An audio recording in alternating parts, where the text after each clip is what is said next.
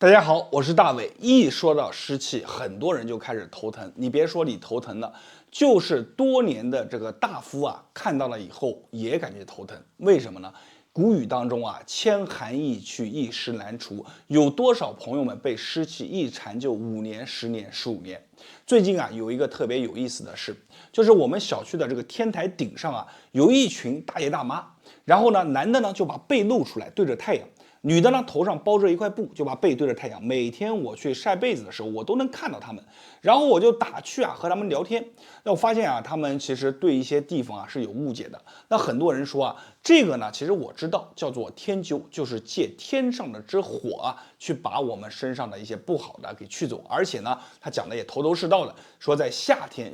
呢，这个时候啊是天火啊最旺的时候，这个时候的火力旺，你借它的火就能把身体当中的一些水湿啊给它请走。其实呢，说到这里的时候，我就和大家去讲一下。你们在夏天的时候，哎呀，不要盲目的去晒太阳，特别是春夏之际。为什么呢？因为就算你被湿气缠着了，也不是靠晒太阳去这么晒一下就能把这个湿水请出去了，也并不是说你身上出的汗越多就越好。说到这里呢，我要给大家讲一下记载当中的一个故事。那么很多人并不知道啊，这个湿气从早期开始它并不叫做湿。以前的大夫呢，他认为啊，这个东西啊，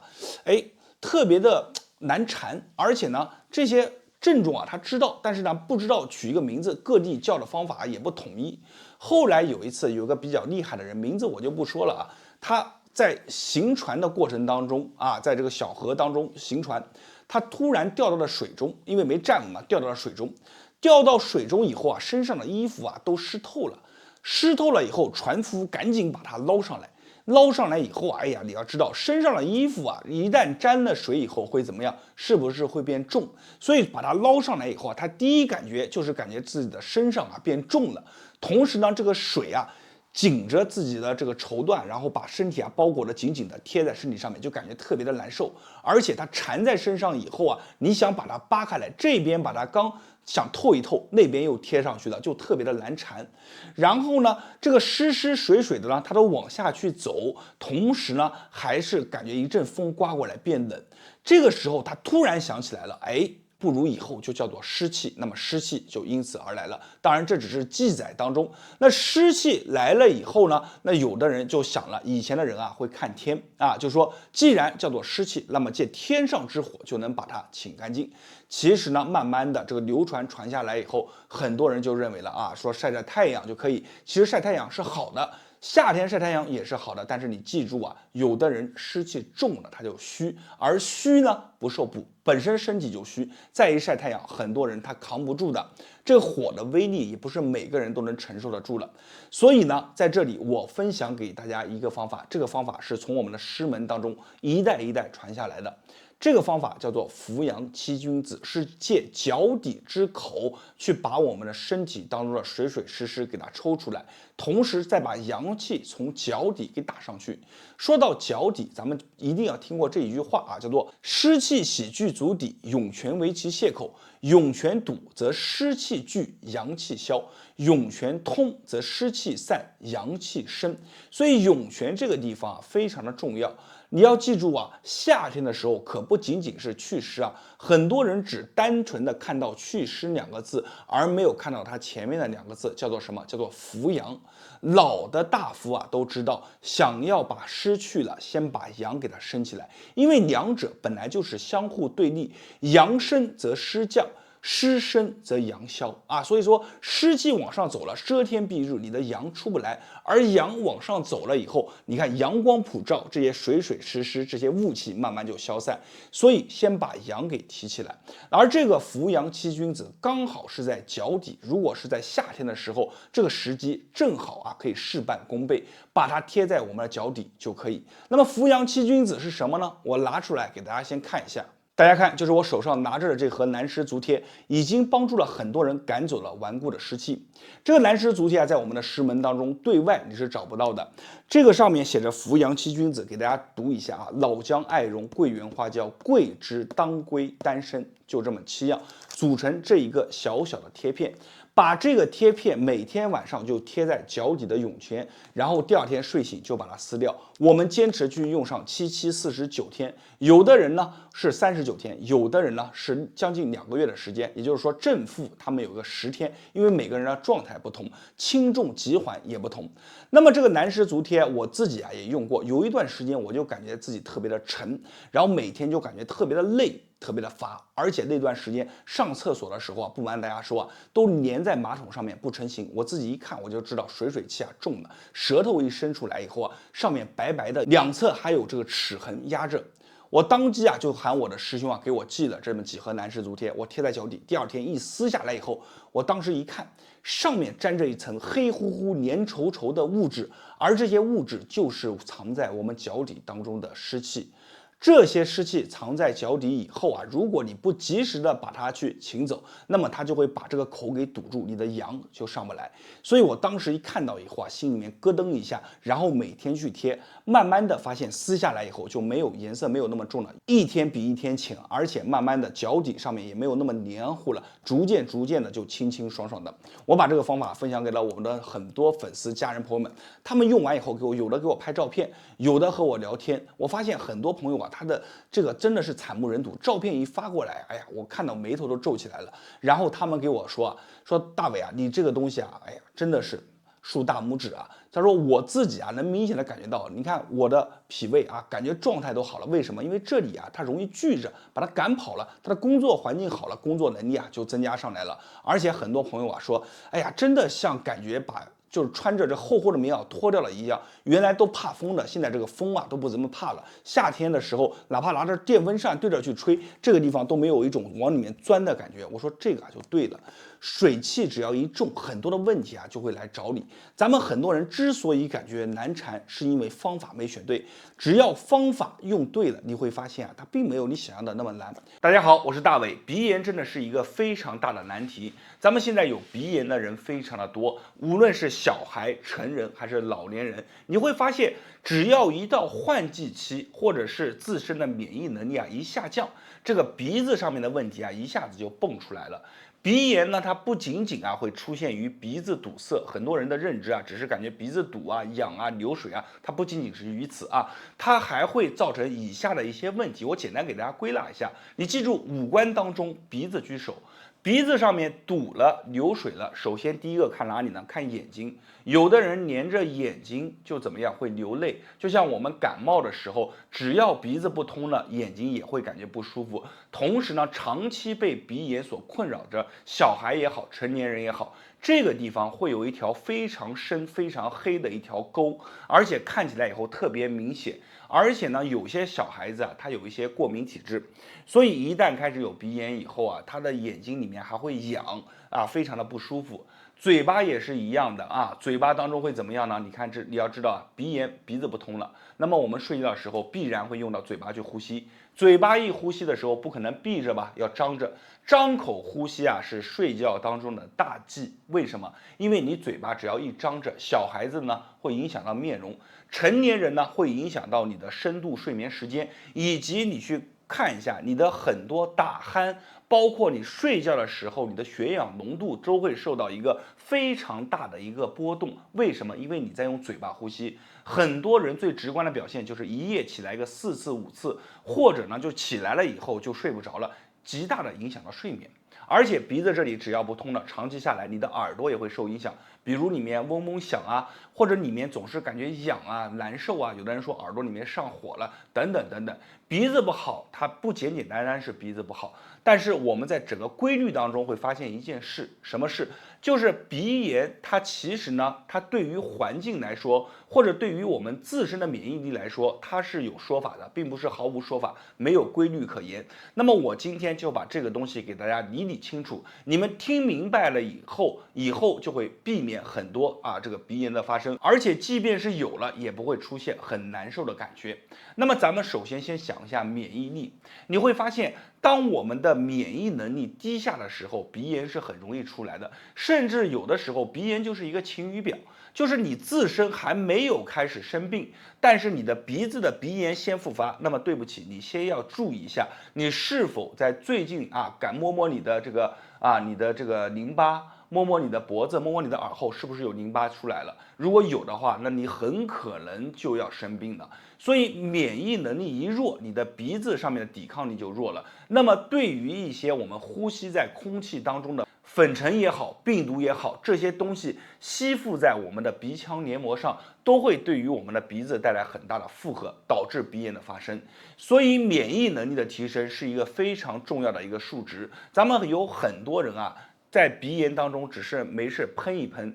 这样是完全不够的。你一定要记住，要提升自身的免疫能力。只要你的免疫能力能达到一个及格线，那么你的鼻炎复发的次数将会降低很多，这是一方面。那么我们的免疫能力怎么去做呢？一方面啊，就是饮食上面规律，这个咱们就不说了。平常可以的话，适当的去运动。然后呢，还有在鼻子上面有个单独的免疫能力去调节，怎么去做？非常简单啊，咱们记住4个手指就行，2个手指在这儿，你看这叫黄蜂入洞，2个手指就行，鼻孔下方每天转。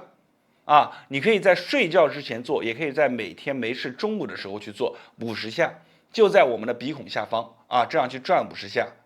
这个是一个非常简单的方法。2个是什么呢？就是用我们的2个手指紧贴着我们的鼻翼两侧，从这里把它贴下来。你看手可以这么放，也可以这么放，都可以啊。你看你怎么顺手怎么来，贴着我们的鼻翼两侧，这里有2个非常重要的一个大点，我们叫做迎香啊。你看把手放在这儿以后，怎么样转？慢慢的转。你其实单边做的时候，边转边吸气，转的时候吸气，你会发现啊，这个转完以后酸溜溜的，但是气吸起来以后感觉凉飕飕的，非常的舒服。这个地方把它慢慢的转开，转开以后转个50下以后，你再呼吸一下，你会发现气进的更轻松了。这就是咱们讲的啊，这个鼻子周围的4个点，每天坚持做一做，对于我们的鼻子有很大的好处。如果你突然一下子感觉鼻子啊确确实实的已经出来了啊，比如说痒啊、堵啊、不舒服怎么办？在我们的眉心这里，你把这个地方给它捏住啊，这里把它捏住，捏住了以后，你可以把它往外提，看从侧面看。往外这么提着啊，保持个10秒钟，然后慢慢的松开来。你自己做一做，做完以后你再吸一口气，我们做个3下左右，你再吸一口气，会发现不一样。就这么提着10秒钟，然后把它松开，再提住10秒钟，再松开，如此反复3次，你会发现完全不一样。所以呢，鼻子这里啊，这个动作你可以每天都做。然后呢，我们的自身的免疫能力啊，也要去持续的加强。这个呢，就是从本上面来说的。然后紧接着还有一个重要的事项是什么？很多人对鼻炎啊，他认为他就是啊里面堵了、痒了、难受了，他就喷一喷，这样其实意义不大。你记住了，日常当中我们鼻炎是什么呢？就是由于空气当中的这些不好的东西附着在黏膜上，我们所谓流水也好，所谓痒也好，都是想要把这些附着在上面的黏膜上面的这些东西给它冲刷下去。所以当我们鼻子难受的时候，你要去从根上面去解决的话，也要去把我们里面内部清洗一下。你不能光靠我们里面启动这个水啊，把它往下去冲。这些水很多人感觉难受，其实它只是启动了一定的防御机制。我们自己呢，你可以在网上去买那个生理性盐水，或者是自己啊搞一些这个纯净水，然后里面加上一些盐，撒上一些盐就行，搅拌一下，拿一个棉签从里面这么卷着往上，再往下，把里面的灰的脏的东西把它洗出来，然后再把这里从上往下洗出来。洗完以后，你记住有一个很重要的是，拿一个吹风机逐渐对着里面，从下往上把这个吹风机啊，就是对着这个风口对着鼻孔这么去吹，热风往里面吹，然后你吸吸气。这样去做，就是为了让里面能够更好的去把这个堡垒啊巩固起来。你们按照我的方法去试一试，试完以后非常不错。那么总结一下2个方法，一个呢就是我们的揉4点，你看这个地方2个点，这个地方2个点，把它揉开。还有一个呢就是经常去洗鼻子，洗完以后用吹风机吹一吹。当你满足了如下几点以后，在季节交换当中，我们一定要记住，小口罩要戴起来，因为我们戴口罩是减少我们的鼻腔黏膜和粉尘的直接接触，这样的话你就不用担心给我们的黏膜造成很大的负担。所以综合以上的方法，你才能做到慢慢的去把我们的免疫力也好，我们的整个竖起的防御力也好，还是我们对外界的隔绝也好，才能从根本的3合1把它解决掉。所以鼻炎不好的朋友们，你尝试一下这种方法，家里面有小孩子也是一样，给他去揉，揉完以后让他每天去洗一洗，而且这个洗的频率不要过高，一般1天1次到2次就可以了。你可以洗个1到2天，休息个2天，免疫力好的时候，自己感觉好的时候，暂时可以不用去洗，或者隔个2、3天洗一次。免疫力开始弱了以后，你就开始可以每天去洗，因为我们的黏膜在洗的时候要温柔，也不能把它破坏掉。好的，今天就分享到这里啊，我们这些都是干货的知识，感谢大家的关注和支持，我是大伟，谢谢大家。大家好，我是大伟。腿脚不好的人一定要先学会摇胯。古人经常说啊，胯来腿之根，什么意思呢？就是说我们的胯部啊，才是我们腿脚真正的一个根。如果说你的胯部啊打不开，那么你的腿脚啊就会容易发生没有力气啊、经络不通啊、气血循环受到影响。这句话是非常有道理的，大家可以看一下自己身边，如果有一些腿脚不好的人，或者自己腿脚不好，你看一下你的胯是不是很难打开，胯部是不是非常的僵硬。其实呢，胯部为我们的腿部根，还有另外一个说法，为什么呢？因为我们整个气血的通道都要经过我们的胯部。当我们的胯部啊变紧了，那么随之而来的就是说这个气血的通道啊受到了挤压，气血啊流通不顺畅，而且啊紧接而来的就是我们腿部的经络啊完全就会受到影响。所以呢，想要你的腿脚变好，腿脚有力量，一定要学会今天的这个摇胯动作。我今天要把这个动作分享给大家，大家跟着我练完以后感觉有用的，评论区下方打上有用2个字。同时要把这个动作啊记得收藏下来，并且转发给身边的朋友和家人。现在我来教大家这个动作怎么去做。咱们腿部的摇胯动作啊非常简单，而且有一个口诀叫做摇3推1，大家记住啊这个词摇3推1什么意思呢？我们一边演示啊一边给大家讲。腿部摇胯怎么去做呢？我们只要坐着就行，把腿啊你看像我这样架起来。架起来以后呢，你会发现一件非常神奇的事啊，就是说有的人呢，他这个腿啊不能完全的往下压平，他只能这个腿啊就变成这样的形状。你看这个腿部啊就非常的僵硬，所以呢，我们需要摇胯是什么呢？要把我们的这个腿部啊变得更加灵活啊。那我们怎么摇呢？其实动作已经出来了，双手按着我们腿部内侧，慢慢的你看身体往前，侧面给大家演示一下，身体往前，手往下压，你看。1、2、3啊，咱们不同的角度给大家演示一下。你看，摇1、2、3啊，摇完3次推一下，用我们的手肘从我们大腿内侧的根部往上啊，你看，揉揉揉，好，手再往上揉揉揉，手再往上啊，你看就这样啊。做的时候啊，即便我没有碰我的脚底，但是你能感觉到你的气血啊正在往我们的脚底啊去涌。为什么呢？因为这里是我们的一个肝经啊，我们的整个气血通道也在这里。所以呢，你把这个内侧给它放松开来，对于我们的腿脚的好处啊是非常多的啊。所以呢，你看我们推一遍，然后再来摇3下，1、2、3啊，不要着急，慢慢的摇，再来，你看从下面往上推。啊，揉几下往上移一点，揉几下往上移一点啊。动作做起来，你们刚开始做可能不熟悉，但是你做一做会发现这个动作非常流畅啊。再来摇3下，1、2、3，好，来，你看，慢慢的啊，边揉边往上赶啊，就把这里的气血通道啊给它打开了。好了，我们就这样摇3推1，我们算1次，我们做上一个6到8次就可以了。做完以后呢，你把腿放下来啊，你看一边腿啊是做过的，一边腿啊是没做过。这个时候你用手啊放在我们做的腿上啊两侧，然后呢来回的你看摸一摸，按一按，再放在没做的腿上，你看再这样按一按，你会发现我们做过的腿啊变得更加的柔软，而且肌肉啊会变得有弹性。站起来走一走路，这个腿部啊就非常舒服，感觉力量全部都回来了。好了，我们现在再把我的右侧再做一下啊，大家此时呢可以跟着我一起做，腿敲开啊，不用管你腿部的角度，即便你腿是这样的没有关系，我们做你的腿啊就好了。好，你看我们来1、2、3啊，记住我们的身体啊一定要往前啊，用身体带着手臂的力量往下压啊，来看往上啊，揉一揉往上推，揉一揉往上推，推到顶啊，摇3推1，再来1、2、3啊，你看来，慢慢的往上去走，好，再来，你看1、2、3啊，摇3推1啊，这里呢，因为视频时长的问题，所以呢，我给大家就演示一个3到4下，我们正常是做7、8下左右。好，做完了以后呢，大家自己去感受一下你这个腿部上面的一个变化，你会发现啊，腿上面的经络通了，真的是给身体能带来很多奇妙的感受，而且非常神奇的是腿上经络通了，你去走路这个腿脚的劲一下子就回来了腿脚变得非常有劲。这是一个非常好的动作，现在分享给大家，希望大家把这个动作首先是收藏下来，并且转发给身边的朋友和家人。你的一个小举动会帮助身边更多的人，从而让他们也解决了自己身上的问题，无形之中做了一件善事。我是大为，没有关注我的一定要关注我一下，在我这里你能学会到很多别人那里的不传之秘，这些方法都是非常好的一些方法，真正意义上帮你改善你自己的身体感谢大家的观看，谢谢大家。